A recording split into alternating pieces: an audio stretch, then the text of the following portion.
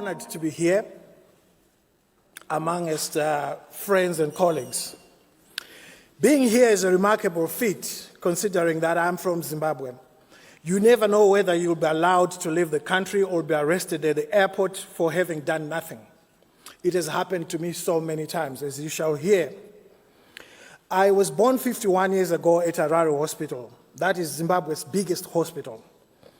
Today, it has only 2 maternity theaters, and only one of them is working. Both maternity theaters were built in 1977 by the colonial government.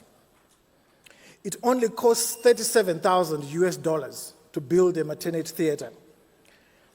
But the ruling ZANU-PF government has never built a single maternity theater at the biggest hospital in Zimbabwe for the past 42 years it has been in power.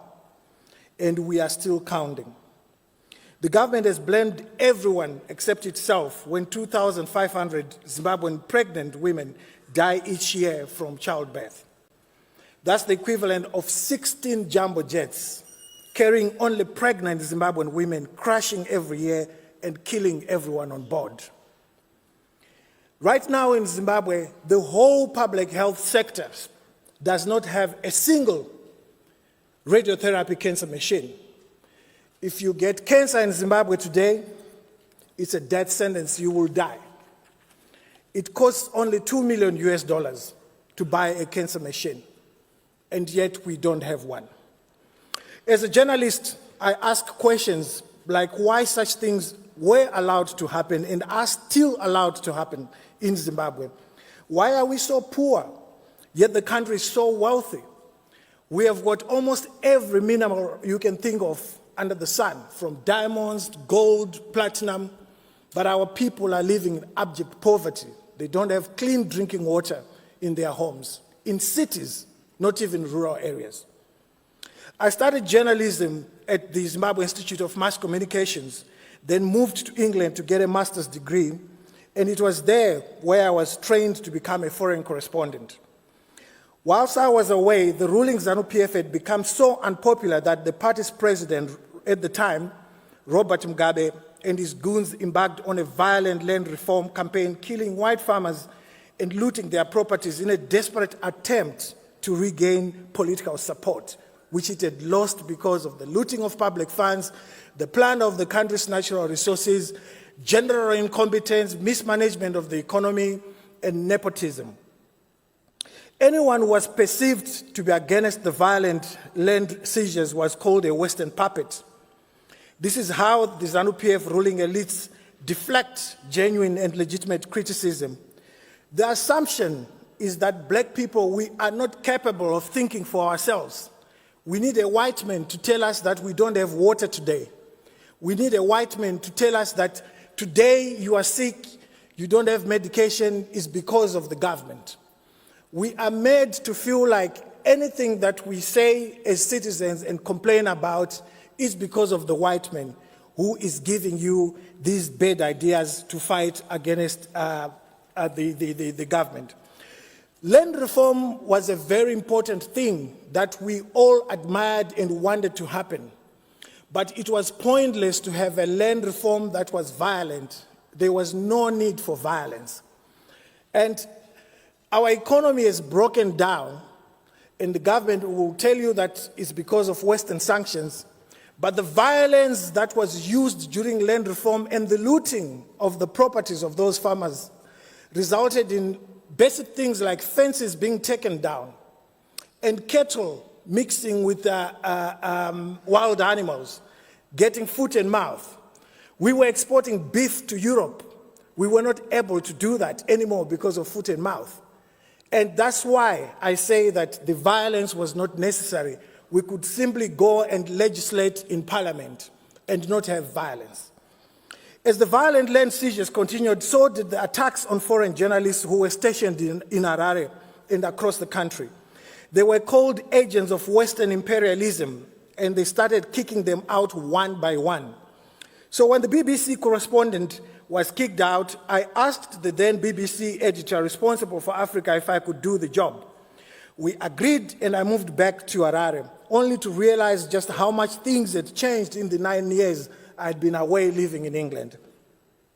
When I applied for accreditation as a BBC correspondent, my former lecturer, now in charge of accreditation, declined, but then called me privately to his office.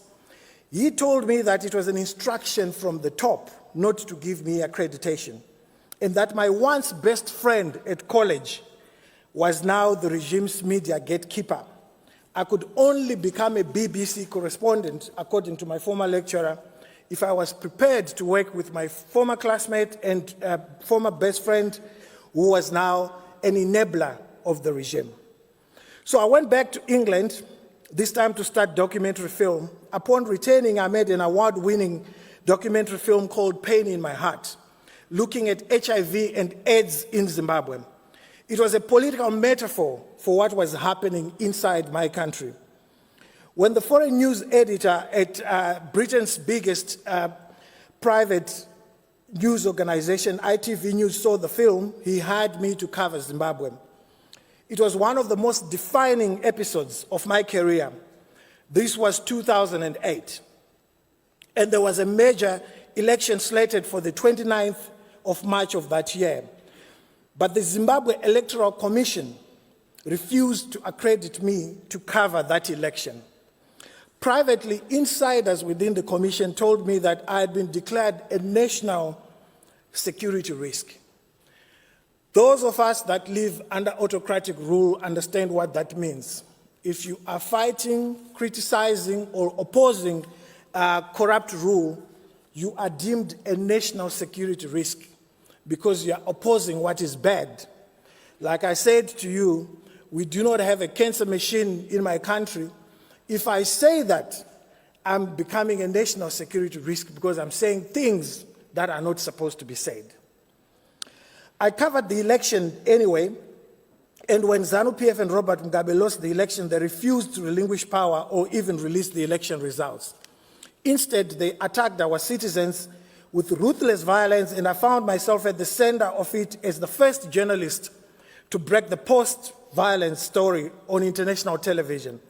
I also found myself looking over my shoulders as the state security and police officers started tailing me and other journalists to instill fear in us. Autocratic regimes survive on instilling fear in citizens. I would move houses every night, fearing abduction by state security agents. Other critics were abducted and disappeared for days, only to be released having been tortured. One such critic was taken away from his home. His name is Itai Zamara, and we have never seen him again. He was a journalist. By the time things calmed down, the state had murdered hundreds of its supposedly opponents.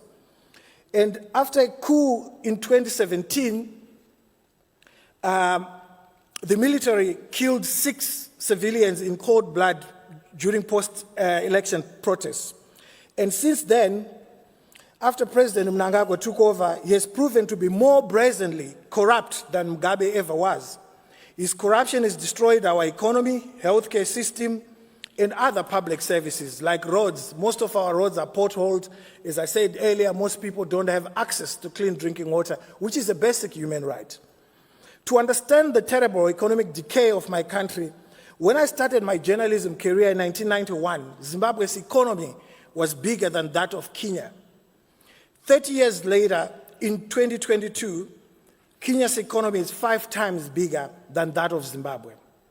And 1 in 2 Zimbabweans are living in extreme poverty. In 2019, I set up an organization I named Save Our Hospitals. This gave me a wide open window of opportunity to see the healthcare system up close and very personal. I became an accidental investigative journalist, something that I had not set out to become. I learned that all Zimbabwe's 6 central hospitals only needed $50 million US to run efficiently without shortages. Yet, doctors and nurses had no gloves, and up to now, they still don't have the gloves. There was and still is no medication in our hospitals. I just tweeted yesterday that one of the big 5 hospitals could not even give a patient paracetamol as of yesterday, or MMT. It's not available. Yet this is one of the big 5 hospitals in my country. The amount of money being looted every month in smuggled gold alone could run all central hospitals for 2 years without any shortages. The ZANU-PF political elites loot $100 million every month. Our hospitals, the central hospitals, require only $50 million. So what they are stealing in a month can run the central hospitals in 2 years. That is the absurdity of how corrupt the regime has become. When COVID hit in January 2020, I started using Twitter and Facebook to expose how the government had destroyed our public health care. Everyone was terrified. I was terrified of dying too.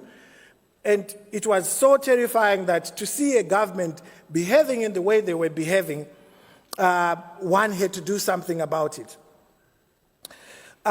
When I started using Twitter and Facebook to expose how the government had destroyed our public health care system, which led to a local politician organizing an anti-corruption march, I became public enemy number one. On the 20th of July, 2020, 7 officers armed with AK-47s came to my home, broke the French door leading to my dining room, and dragged me out of the house, walking barefoot on top of broken glass.